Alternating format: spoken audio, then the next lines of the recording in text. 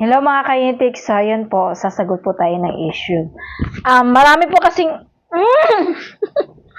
Oh no! Issue na naman. Oy, ito ko, lagi na issue, lagi binibigyan. Sunod. So ayun na mga Ano naman, titignan mo yan. Pupunta ka rin. Pupunta ka rin. Huwag mo gamitin ha. Hindi kita ginagamit. Magko-comment na ako. Pag nagdagdag mo comment.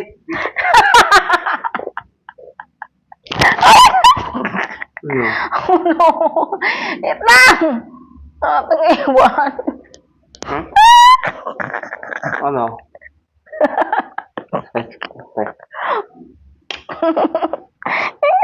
Nagkana kayo magko-comment ako sa yung trending para itong iwan. So, ayun na nga po mga ka-unitics, itutuloy na natin. So, bali po pala mga ka-unitics, marami po kasing lumalabas po sa aking FYP na maraming naghihiwalay sa kanilang long time relationship, ayan, mag-boyfriend or mag-asawa, di ba? Ang dami po.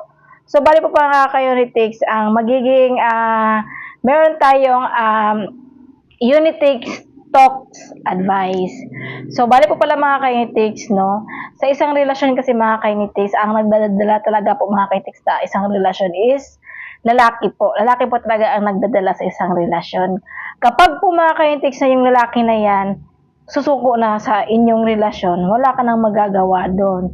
Dahil, wala, sa isip niya yun sa kanyang isip na yun kasi po tayo mga babae is martir tayo, napaka-martir natin mga babae at kaya nating magtiis alang-alang lang sa inyong dalawang relasyon kasi nga nanghihinayang ka dahil ang tagal-tagal na ng inyong relasyon, di ba po? Ganoon talaga yung mga kainitics kasi marami na rin pa akong na-encounter na ang tagal na nila na mag-boyfriend girlfriend, ang tagal na nilang mag-asawa pero naghihiwalay pa rin po sila.